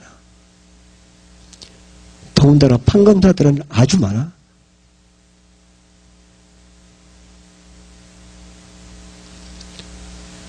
네 마음속의 상처를 정리 안 하면, 그때 35인데 오추 박사가 너는 38이 되면 암 걸려 죽든가 아니면 정신병원을 가든가. 그래서 오추 박사에 의해서 나는 휴학을 했습니다. 노동신학교. 네 상처 치유될 때까지는 네 공부해도 소용이 없으니까. 지금은 없어졌습니다만 켄터키에 가면 나 같은 사람들을 공동체에 집어넣어서 치유하는 힐링 커뮤니티가 있었습니다. 거기에는 어떤 것이냐? 성령과 말씀과 사랑이 뜨겁게 끓어오는 영광로요. 렉싱턴의 힐링 커뮤니티를 들어갔는데 한 200명이 함께 살고 있대요. 공동체 생활입니다. 근데 100명은 자원봉사자요. 변화받고 자원봉사. 100명은 나처럼 변화받으러 온 사람들인데, 변화받으러 온 사람들 가운데 의사, 교수, 무슨 학자, 별 사람 다 있습니다. 나 같은 사람은 10 몇 명 정도. 좀 나같이 심은 사람은. 난 그 의사라든가 교수라든가 무슨 변호사 같은 사람들 왜 들어왔는가 물으면 자꾸 난 요즘에 사람들하고 관계가 안 좋아서 그걸 좀 정리하려고 들어왔다고는. 되게 그런 사람들이에요. 거기 가서 이제 치유가 일어나는 과정입니다. 처음에 전체가 예배드리고 찬양을 뜨겁게 하고 난 다음에 10명씩 방으로 소그룹으로 들어갔는데 그 소그룹에는 전문적으로 치유자가 한 명씩 붙습니다. 왜 왔냐? 내가 동양 사람이 나 혼자니까 그 그룹에서 왜 여기 들어왔냐 해서 내가 자초지종을 얘기했죠. 난 무서운 아버지 밑에서 컸고 아버지 어머니가 싸웠고 그것 때문에 나는 사람을 무서워하게 됐고 그래서 왔다고. 그런 얘기를 유창하지 못하니까 뚜벅뚜벅 얘기를 하고 있는데 40대 되는 미국 남자 자원봉사자가 발룬티어가 이렇게 뒤로 걸어오더니 내 뒤에서 무릎을 꿇고 내 허리를 꼭 끌어안으면서 내 등에다가 자기 머리를 팍팍. 나는 이 사람이 왜 그러나 하고 얘기를 하고 있는데 보니까 그 사람이 내 뒤에서 펑펑 우는 거예요. 근데 그 울음이 나중에는 커지는 거예요. 뭐라고 하면서 우느냐? 나는 네 맘 알아. 나는 네 맘 알아. 우리 아버지도 그렇게 무서웠었어. 우리 우리 아버지 어머니도 그렇게 싸웠었어. 그래서 나도 사람들이 그렇게 두려웠었어. 나는 네 맘으로, 나는 네 맘으로 하는데 이 세상에서 내 아픈 얘기 듣고 통곡으로 함께 울어준 사람을 처음 만나는, 난 얘기하다가 뒤로 돌아서서 그 사람을 끌어잡고 둘이 바닥을 뒹굴면서 울었더니 그게 한두 번이 아니야. 여자들도 내가 조금만 말을 더듬는 것 같으면 너 곧 좋아져. 걱정 마라. 어디를 돌아다 봐도 나를 무시하거나 비판할 사람은 없고 나를 받아줄 사람만. 난 그렇게 내가 달라지는 줄 몰랐어요. 6개월, 5개월, 6개월. 너무나 별천지 같으니까 나오기도 쉽지 않아요. 6개월이 끝났는데 우리 그룹을 담당했던 놀만 박사가 나한테 아침에, 화요일날 아침에 딱 모았는데, 태기 너 한국에서 미국 뭐하러 왔어? 공부하러 왔다고. 너 돌아가. 그래서 나 치유받아야 되는데요. 너 이만큼 치유받았으면 됐어. 그랬더니 내가 그러면 완전히 치유됐다는 얘기요. 그랬더니 놀만 박사 대답이 완전하신 분은 예수님 한 분뿐이요. 사람은 다 문제 있어. 너 여기 처음 들어올 때 사람들이 그렇게 눈치만 보고 밤낮 두려워서 벌벌 떨었는데 너한테 지금 그런 면이 전혀 안 보여. 너 말을 그렇게 더듬더듬 했는데 이제는 말도 네가 다 해. 공부하는데 문제 없으니까 돌아가려. 6개월 딱 끝나자마자 노돈으로 돌아왔잖아요. 노돈으로 돌아왔는데 노돈 학생들이 난리가 난 거예요. 그전에는 교실 뒤에서 앉았다가 수업 끝나자마자 그냥 나갔는데 제일 앞자리에 앉습니다. 교수 강의 딱 끝나고 나면 앞에 가서 교수 딱 악수 청하면서 Your lecture touched me deeply 하면서 땡큐. 그러니까 미국 학생들이 보고는 막 기절초풍을 하는데 워낙 2달 동안 내가 달라진 모습을 보더니 학교에서 채플 시간에 나더러 설교를 해요. 네가 체험한 걸. 그날 내 제목이 하나님 은혜가 얼마나 놀라우냐. 그 얘기를 하면서 내가 팍팍 운 거예요. 그때 500명이 다 온 거예요. 끝나고 난 다음에 총장이 나오더니 나를 끌어잡고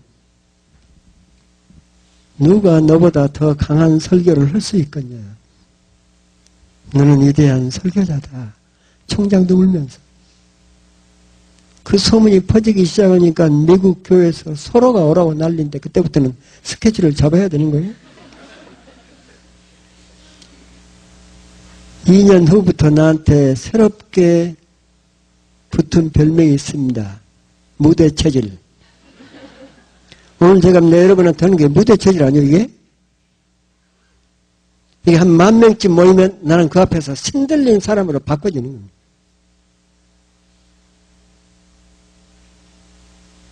예수님이 왜 왔어? 재봉틀을 무대체질 만들어 주려고 오신 거예요. 예수님이 정태기를 치유하려고, 치유해서 어떻게 살게 하시려고. 내 마음속의 상처가, 엉어리가 주님 만나서 성령의 뜨거운 역사에 의해서 녹아지니까, 한이 풀리니까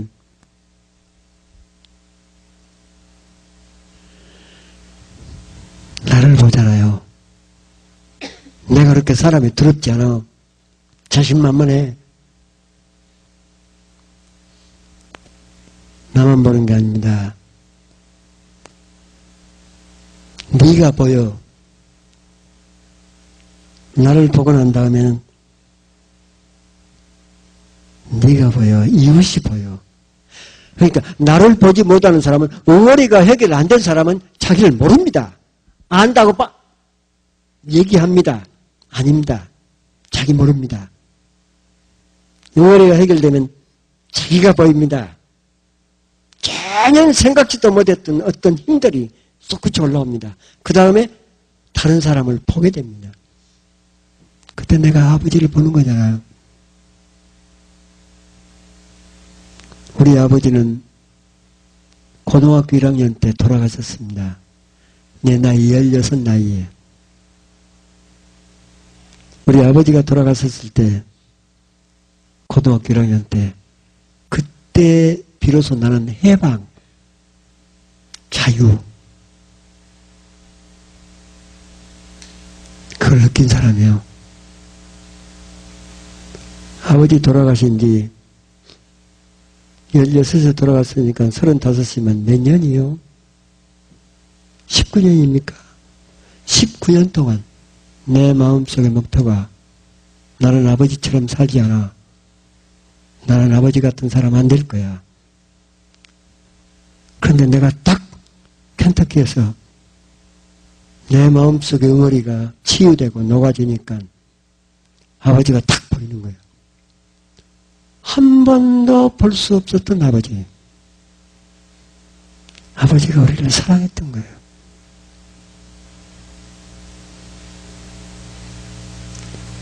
우리 섬에 초등학교 운동회가 있는데 우리 섬에 초등학교가 내가 내일 저녁이나 모레 얘기하겠습니다만 내가 1회 졸업생이요.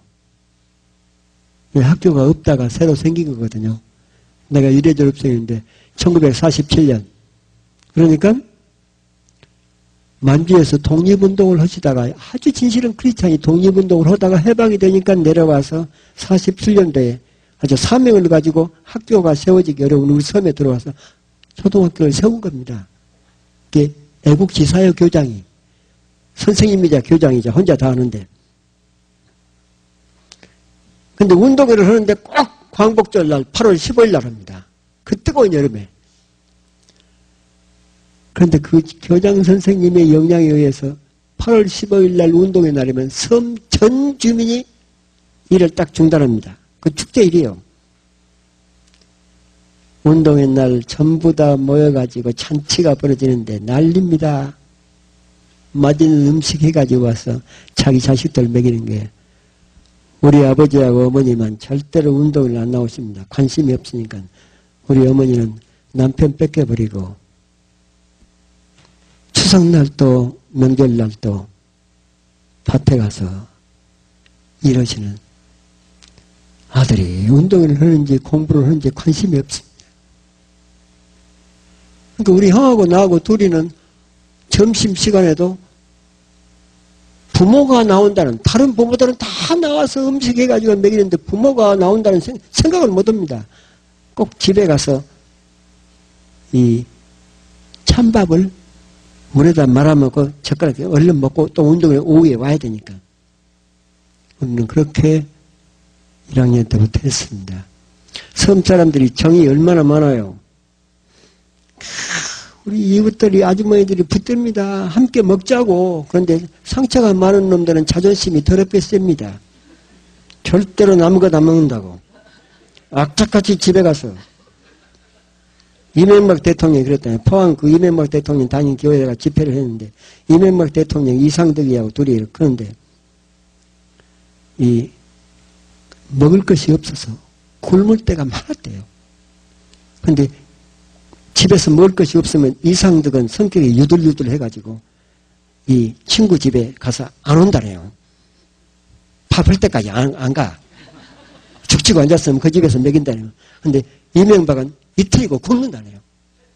절대로 누구 집에 가서 얻어먹는 않고. 그러니까 상처가 많은 사람들의 특징이에요.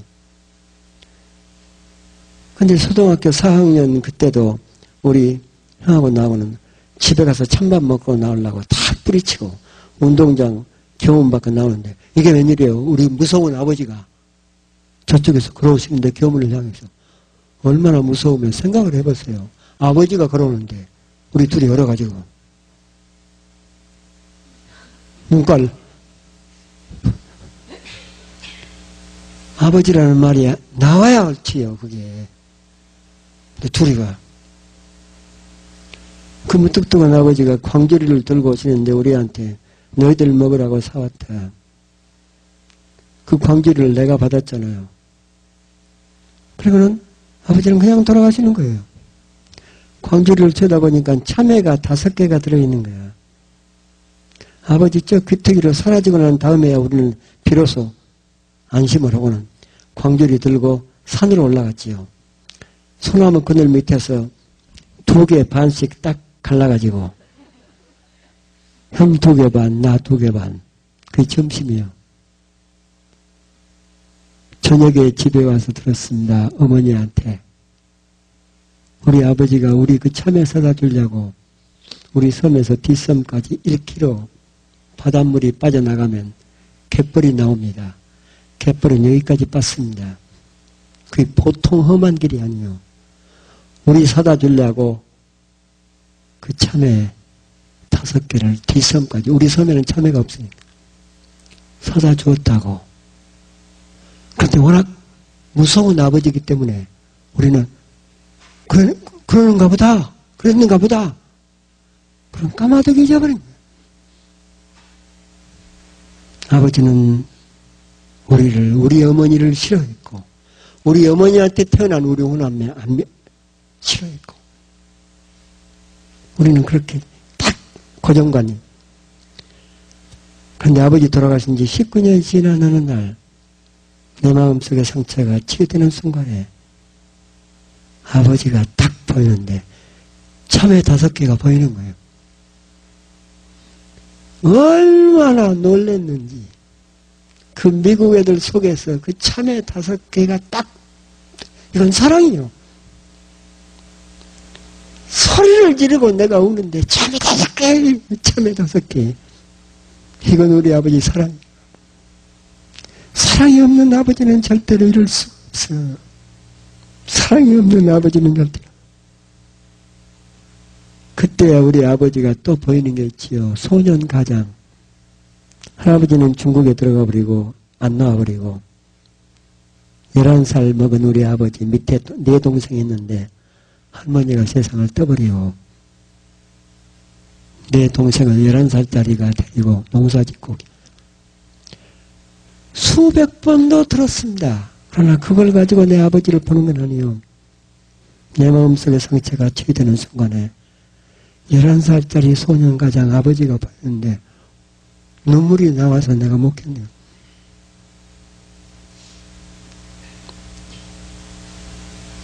보니까 우리 아버지가 한 많은 사람이요. 상처가 워낙 심하다 보니까 자식을, 아내를 사랑할 줄을 모릅니다.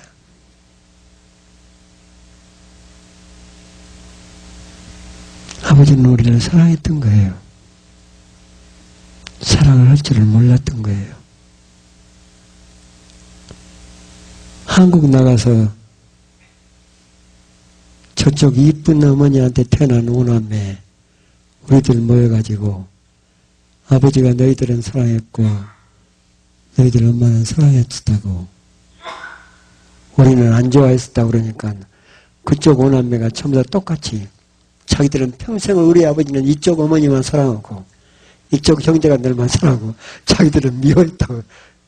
아버지가 사랑을 난 참외 5개가 떠오른 다음부터 지금까지 아버지의 뜨거운 사랑 한 번도 내 아버지를 내 마음속에서 싫어해 본 적이 없는.